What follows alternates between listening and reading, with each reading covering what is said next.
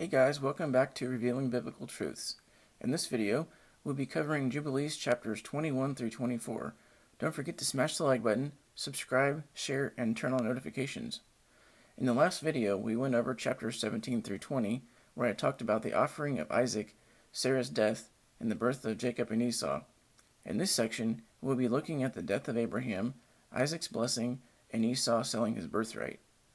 In chapter 21, Abraham tells Isaac to observe all the commands of Yahweh and not to fall into idolatry or worship graven images and false gods. He also tells him not to drink the blood of any animal, but when he offers an offering to Yah, to pour out the blood on the altar, and also to remove the fat and burn it with fire, as the fat is for Yah as a sweet savor. He also says to throw the salt on the offering, and to only use certain kinds of wood for the fire, not to use split wood or dark or old wood, but only new and clean. He also says to wash himself before and after making the offering, and reiterates that we should not eat blood because it is the soul. This is a second witness to Leviticus 17:14, where it says the life of the flesh, the nephesh, the soul, is in the blood. He then says again to stay away from evil and to keep the ordinances of the Most High, and he will be blessed.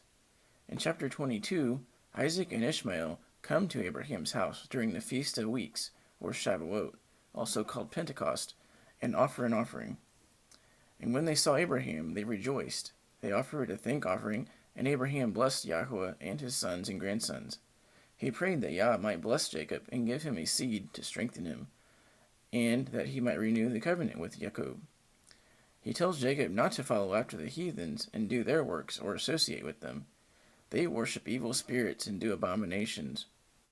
He warns Jacob not to take a wife from the daughters of Canaan, and those that do, who are of Canaan, will be taken away and will be put into condemnation just like those of Sodom. Jacob got close to Abraham and kissed him 7 times, and Abraham rejoiced and praised Yah, asking for grace and mercy for Jacob and his seed. In chapter 23, Abraham places Jacob's fingers on his eyes and then passes away. However, Jacob had fallen asleep and didn't know that Abraham was dead.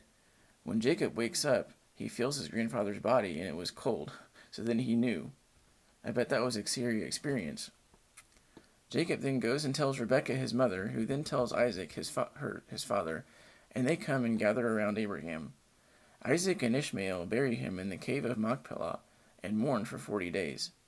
It was said that here Abraham lives 175 years, which is just short of 4 full jubilees, and the reason that he lived that long was because of his faithfulness and righteousness.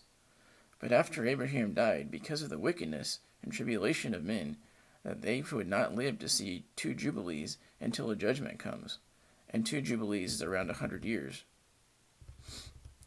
It was then noted and foretold that men would become more wicked, and that they would strive with one another and make war because they had forgotten the covenant, the commands, the feast days, the months, the Sabbaths, the jubilees, and judgments. How true that is today. How many people that claim to know the Messiah and follow him do not keep the feast days, the Sabbath days, or the other commandments? Then comes an interesting prophecy in verses 24 to 26. It says, "In those days they shall cry aloud, and call and pray that they may be saved from the hand of the sinners, the Gentiles, but none shall be saved. And the heads of the children shall be white with gray hair. A child of 3 weeks shall appear as an old man, or 100 years, but their stature shall be destroyed by tribulation and oppression. And in those days the children shall begin to study the laws, and to seek the commandments, and return to the path of righteousness." I believe this has already started to happen. Compared to someone who lived 1,000 years ago, a person who lives today to 70 would seem like a child. But yet, because of sin, the lifespan has gotten to this point. But in our time, we are seeing a lot of people waking up to the deception and returning to his laws and ways, and to seek the commandments. In chapter 24, there was a famine in the land. Jacob had made a lentil pottage, and Esau had come in from the field hungry.